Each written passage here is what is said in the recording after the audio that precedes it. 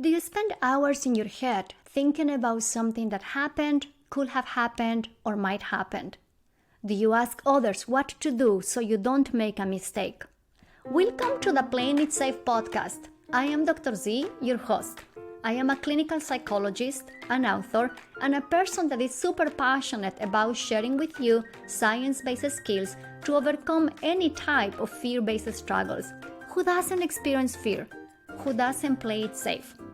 In this show, we will discuss how fear-based reactions happen in day-to-day life, how playing it safe behaviors look like, sound like, and feel like, how you can put into action solid tips from behavioral science to get unstuck from worries, fears, obsessions, and anxieties, and how you can start doing what works, what matters, and what you care about.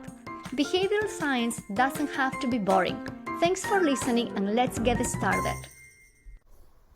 Hi guys! Today I am sharing with you an interview that I had with Rae Senarighi. Rae Senarighi is a non-binary cancer survivor, also known as the transgender painter. He's an activist, a designer, and a muralist. And Rae is also very passionate about celebrating the representation of trans and non-binary people through his art. A few years ago, Netflix invited Rae to create portraits of transgender characters in a very, very short amount of time. In this conversation, you will hear the background story of creating those portraits. You will also hear how Rae handled his fears of losing his life to cancer, how he practices gratitude and compassion on a daily basis, and how he has developed a new relationship with his body. It was such a treat to have a chance to talk to Rae, and I hope you find this conversation inspiring as much as I did. So, without further ado, let's go to the interview. Rae, so good to have you in the Playing It Safe podcast. Thank you so much for making the time to chat with me. Yeah, I'm super happy to be here today and talk with you. What are you doing these days? My wife and I have two very small children. We've got a 1-year-old and an almost 4-year-old. And so, in a summertime, we normally would have probably, traveled some, been distracted by summer activities. And this summer, we really have stuck at home. We have some family members that we really want to keep safe, but we also want to keep seeing them. So we have kept our bubble very tight. And we've honestly just done a lot of outdoor gardening and landscaping in our own backyard. And it's been really wonderful. It's almost been a way of doing, kind of self-care therapy, at least for me, I think for my wife too. And it's been really fun that our kids have this connection to nature from such an early age. Our little 1-year-old will crawl right to the garden bed and pick out all the ripe strawberries, and she loves tomatoes. She'll eat a tomato like an apple, and that's been a way to kind of deal with the stress of what's happening, but by just being outside, and also getting some exercise. So it's been honestly, it's been kind of wonderful time too with our kids that I don't think I would have had, without being stuck at home. So I've been doing that a lot. I also work a full-time job. I try to do my fine art. I'm doing events. So it is very busy as well. No, you sound very busy. I do appreciate a lot how in the midst of a very strange, bizarre time that we're living, you managed to actually found some gems, like spending time outdoors, creating your art. And when I think about the work you have been doing in so many areas of your life, the word that stands out to me is courage, how you have managed to face challenging situations in your life. And I'm wondering if we can chat a little bit about them. What do you think? Absolutely. Yeah, courage is a strong theme for us to talk about, for sure. Go ahead. When you look back at a time when you were a teenager in your early 20s, what are the things that your mind was telling you that you couldn't do, that you couldn't have, that you shouldn't approach? Because sometimes our mind is trying to protect us and comes with the stories that we are not good enough, we are not worthy enough. And I'm curious, how was for you at a very young age to handle those stories? Yeah, that's a great question. Honestly, growing up, I was really not able to be my full self, right? I was in a very, very sheltered environment. Um, I did receive a lot of love and acceptance from my mother before she died, but she died when I was 11, and that itself was really difficult, obviously, to deal with. And so, like, as a young adult and as a teenager, especially in grade school, middle school, high school, I really just kind of, tried to be a wallflower, just like, disappear and really not call attention to myself. And looking back on it, I just think I was in kind of survival mode because I knew that something about me was different than what I was supposed to be. I was, um, constantly trying to fit in a way that now makes sense as I understand myself as a transgender, non-binary person, but I didn't have any language for that or any context. And so I just kind of tried to fly under the radar. And that was my coping mechanism. I also just focused on the things that did bring me some joy, which was always art. It was also, the sports where it was like I could compete on a team, but really competing with myself. So I really liked cross country. I liked track, because those things were really about me, just competing with myself and making my time better each time. And so um, a lot of that kind of put me into an isolation mode. So I'm actually, quite comfortable just working, in my studio alone all the time right now, because I did spend a lot of time as a kid doing that. And then when I was like maybe 18, senior in high school, I started kind of coming out of my shell. I started meeting people. I discovered that I, belonged to the LGBTQ community, and it was very exciting. There was a lot of growth that happened there and a lot of learning. And, when I got into my early 20s and started having a better grasp on the world that I was living in, what I know now that I was struggling with, that I probably wouldn't have been able to articulate then, was that I was dealing with a lot of self-hatred, right? And I didn't face that until I was in my 30s, and I came down with cancer. And I had this realization when I was looking at, okay, here's my plan with my doctors of like what I'm going to do to treat this cancer, right? And I had a surgery date. I had all this stuff kind of coming up. And I had this realization that my whole life I had been like looking in the mirror. And again, my reasoning for doing this is very complicated. But for other folks, we all kind of deal with these body images that are placed on us by outside things, like our expectations of what you're supposed to look like, all of the advertising that we're bombarded with, like all of us deal with this. Mine happened to be more complicated about gender identity, but I just had this realization that I had been sending hate to my body. Every time I saw myself in a mirror or caught a reflection, I would like see myself, but like only see the parts that I thought were wrong, the parts that I just didn't like or was struggling with about my body. Like those are the things that I would focus on almost exclusively, right?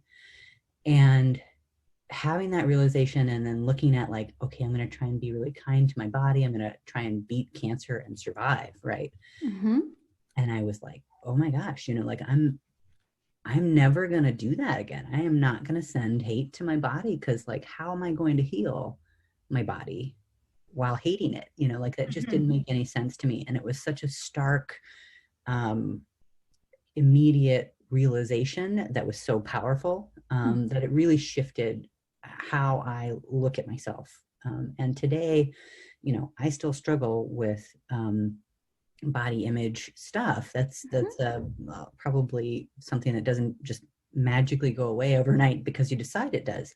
it's like a practice, right? And so like now when I hear those kind of unkind messages in my own head, Mm-hmm. I'm able to recognize them and stop them and like replace them with a message of love. I was having a really hard day, honestly, yesterday, Mm-hmm. and it had nothing to do with my body image, but I decided to like, you know, do some stretching and just like kind of take some deep breaths. And then I just meditated on sending love to random parts of my body, like my hands and my wrists and my elbows. And I spent maybe 10 minutes doing that, but it really calmed me down on a day where I was feeling pretty overwhelmed with anxiety and all kinds of things that had nothing to do with my body. But that practice of sending love to my body just put me into a better headspace. And it's something that I've practiced honestly since going through that cancer treatment. Having that realization is finding a gratitude practice, and specifically finding a gratitude practice around my own physical body and being grateful for whatever it is that I do have access to today. Mm-hmm. My mind right now is trying to go in so many directions, A you lot. know. Well, I think you have shared so many gems of your experience. And if it's okay, let me ask a little bit more about this moment when you hear about the diagnosis of cancer. You realize that your mind is coming with very unhelpful thoughts, unhelpful narratives, unhelpful stories. How did you realize that's not helpful? I'm actually just doing something that's not helpful to me in this moment. Yeah, that's a great question. It kind of brings me to the day that I found out that I had cancer. Mm-hmm. That unusual day. It's something that I normally would have processed immediately with my doctor and with my like closest partner, which is my wife.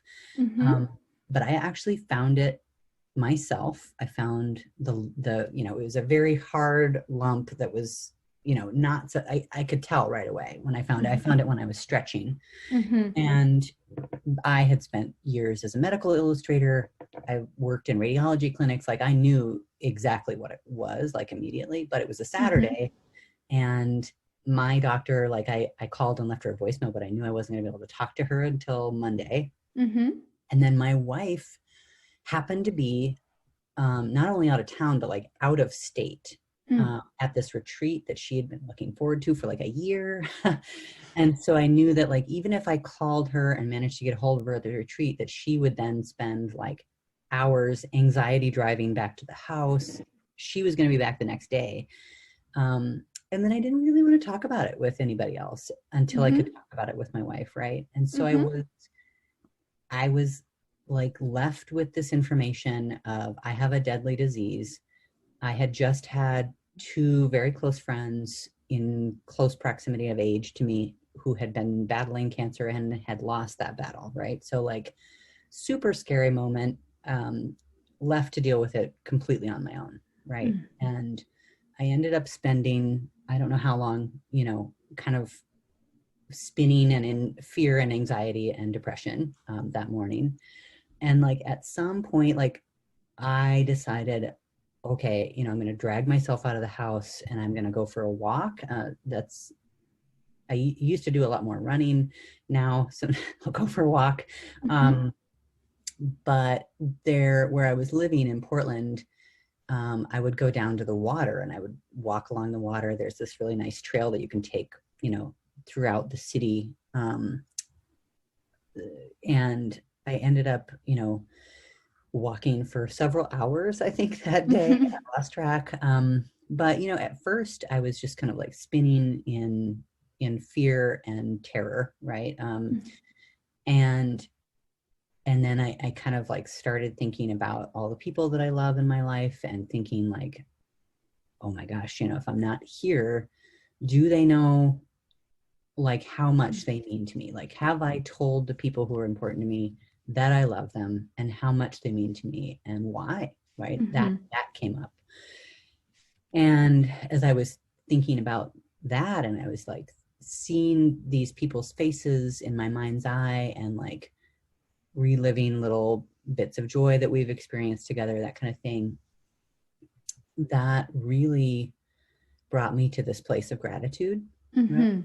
And so it wasn't that I had an intention of like, okay, I'm going to be grateful for my body. That was not in my mind at all. But I was led down this path by, realizing like how grateful I am for the people in my life. And then I was in such a desperate place that day that little feeling of gratitude, it changed how I felt in my body in a way that I was like, okay, I want to do more of that because it helped me not feel so awful.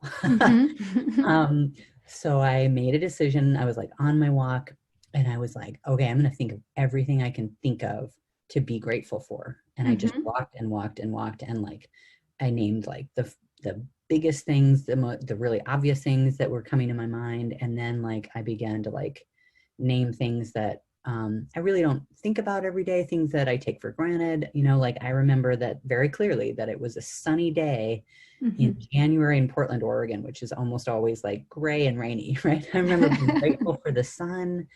And then I was like grateful for my eyesight to see the sun, sparkling on the water, grateful for my legs that were helping me walk around the water. So like I began naming things that I was grateful for that I don't normally think about, right? That I don't normally expressly name gratitude for. But this practice like helped me get through that day. It helped me get through one of the most difficult, scary times of my life where I was like alone. And that had such a profound impact on me that then later, I think it was, a couple of weeks later that we had made this plan with my doctor about like what we're going to do. Here's your doctors, here's your surgery date, all that kind of stuff.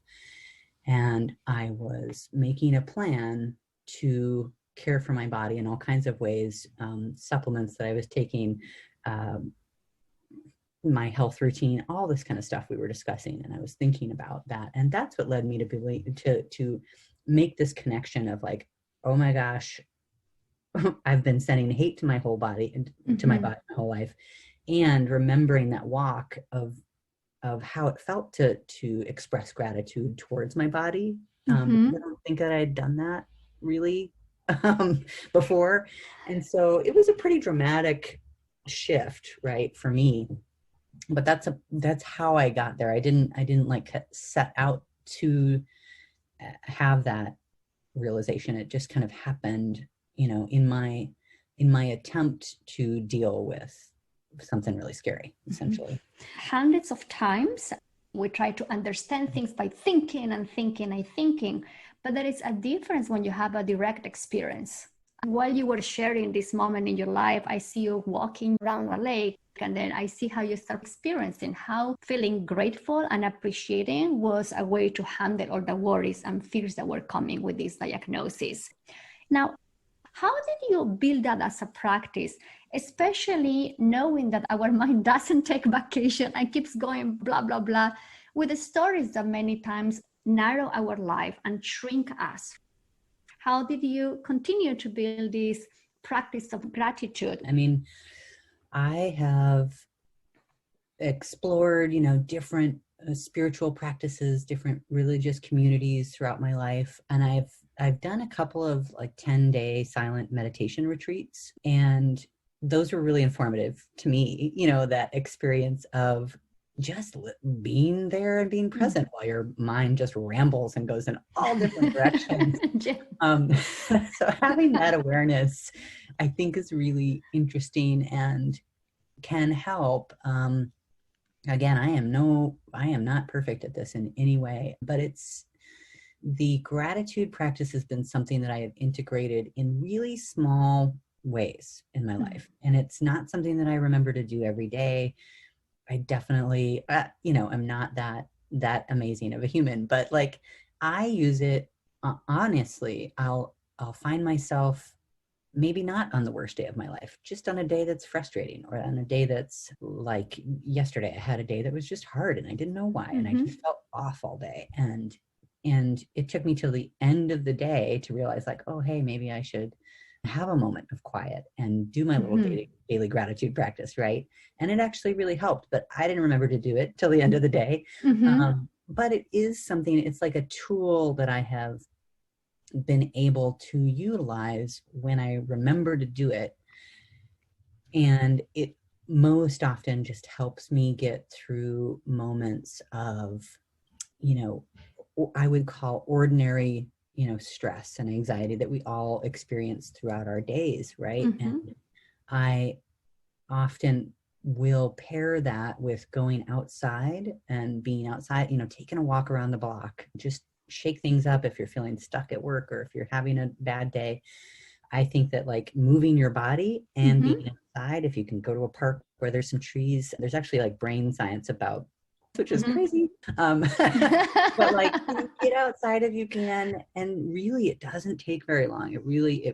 If you spend 5-10 minutes walking around the block, name as many things as you can think of to be grateful for around your walk around the block, and then come back. It's not like going to solve your problems, but it does like shift your like internal emotional state, so that whatever you're dealing with, you can just face it with like a better kind of emotional set point, like a cleaner slate, like it's not gonna address whatever is giving you that anxiety, but it does kind of shift internally, and it gives me more strength to handle whatever's going on. I love what you're saying, because I think the idea here is that practicing gratitude is not going to make the pain go away. It's not going to suppress the worry, but it helps you to actually manage in a way that it's more effective and more helpful. If I can ask a little bit more, and let me just be selfish here. So when doing this podcast, my mind had many thoughts like, no one is going to listen to this, it's going to be bad, people won't get my accent, it will be awful. So if I were to practice a gratitude exercise, what will I do? What would you invite me to do? I love that. And I think I can relate to that, because every time I do a painting, I now know to expect it, but every time I'm painting, I have that. Even though I have all this success with painting, I still, every time I approach a new painting, I get somewhere in the middle of it, and those voices tell me like, I'm never going to get it right. It's going to be wrong. Everybody's going to hate this one. It's really not going to work this time. So like, I can relate to them. Our minds get busy. The most powerful thing that I have done to combat those voices in my head, first to recognize them, right? Like that's the first step, is to be like, oh, when you recognize that voice in your head, you take a little bit of its power away, right? By recognizing it and just noticing like, oh, I hear this really negative, mean voice in my head. So that's step number one, is recognizing it. So you're not just automatically believing it, right? That's right. So like the recognition of it allows you to step back from it. And then there's I will say like, I do kind of an acknowledgement of that voice, and I'll be like, oh, hey, I just like in my own voice, like noticing it's there and then acknowledging it. And I like to name them. Yeah. So I call them my gremlins. I don't have individual names for the gremlins. I just call them my gremlins, because they embody like how I visualize them, like these little voices that are like rah, rah, rah, rah, at you. And so that again allows me to take some of that power away from those voices. And those voices, they're telling you things that you've picked up somewhere along the way, but they're not necessarily true. And so like being able to acknowledge them and name them kind of, it takes you out of just accepting them, right? And then my third thing is to come back to the thing that was hard maybe another day, right? And to, with my artwork, a lot of times I'll have 2 or 3 paintings going at once, so that if I do get stuck in one area, I can keep the momentum that I have of like being in my studio, getting some work done, and I'll move to a different one, or I'll go for a walk, right? And so like having a way to move forward that maybe it's not going and doing the exact thing that you were doing that you're struggling with right at this moment. If you're struggling with, some part of your podcast, there are many steps to putting together a podcast. There are many, different kinds of work that you end up having to do. Like there's the interview itself, there's the reaching out to people, there's the editing. And so maybe if you're stuck with like, ooh, I don't feel like I can reach out to people today, maybe you work on some editing, or maybe you work on some tutorial, so like keeping your energy moving, but like move into, one of the other things that you're doing. And there are different parts of my painting process. Like the color part is very different than the black and white part, which is very different than the sky part. And so like moving to a different part of what I'm doing helps me not get defeated by those negative messages and come back to the thing that was hard, maybe another day, or even in an hour, right? I don't know if that's helpful, but it's super helpful. I love how you break it down into different steps. Let me just recap a little bit. One is recognizing these voices and acknowledging them. And I love the idea of naming them. You have your gremlins. I have my cranky Patricia, judgy Patricia. And I love what you say, that you intentionally choose something to do. It can be part of the process, but in that way, you keep yourself moving. Yes. All the steps are valuable. Hundreds of times when we have these negative stories, we play it safe by not doing anything. So I love what you say. Let's keep moving with intention. Now, if I can ask a little bit more, if it's okay, what happens when there is a lot of anxiety and a lot of fear? Will you make any modification in your gratitude practice? So giving yourself a break a little bit and saying like, oh, why do I feel this way? And then getting down on yourself and going into another spiral, instead being like, you know what, we are living through extraordinary times. I think that breaking things down into small increments of things that are tangible that you can do, maybe you don't have the energy to go back to whatever it is that's giving you that anxiety. Maybe what you do is acknowledge that self-care is a radical act, and that maybe what you really need is a bubble bath and to read a book. Maybe what you need is to go for a run. Maybe what you need is to do something for yourself that makes you feel good, that can help you just take care of you before you go back to whatever this thing is that's causing you more anxiety than we're already dealing with, right? So there are times in my life where I have had, really high pressure, high stakes things. The Netflix video that you mentioned is one of those things. Like, that was completely out of my wheelhouse. The thing that they had asked me to do, I had never done before. Do you mind sharing a little so bit? High. Yeah. Netflix found me on Instagram, and they reached out to me and said, hey, we're doing this project. We want you to be a part of it. I got on the phone call with them, and then they told me what they wanted. And I was like, I can't do that. You need to hire a speed painter. It takes me months to create my paintings.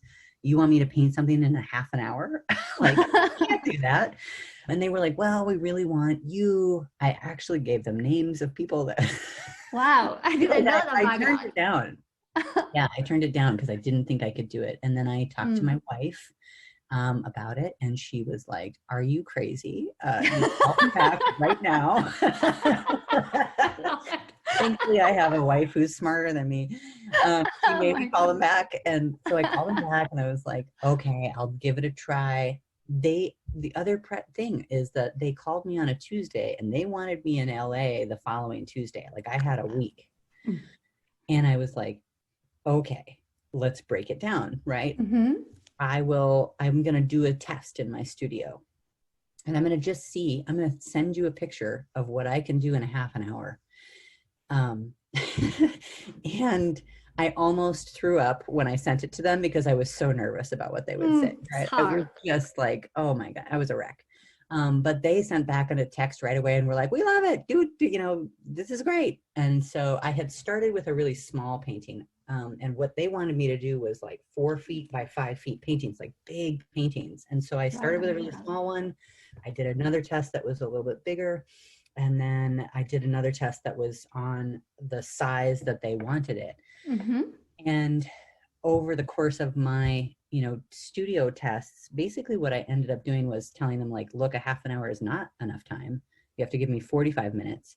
And I ended up creating a playlist, songs that was exactly 45 minutes long, and practicing in my studio with that playlist, so that when I was on set under these like extraordinarily, high pressure, Like there's no redo, it's just get it done. I'm also like meeting people who are definitely like I look up to, and actresses, and that I had been like watching their programs, and that nervousness was there, and it was in fact so high that I just kind of block it out. And the music helped me. I had their interview in one ear so I could hear them as they were talking, and then I had my music in the other ear, so I kind of knew where I was, like having little steps of like things that can help and familiarize yourself. So like doing the tests helped me.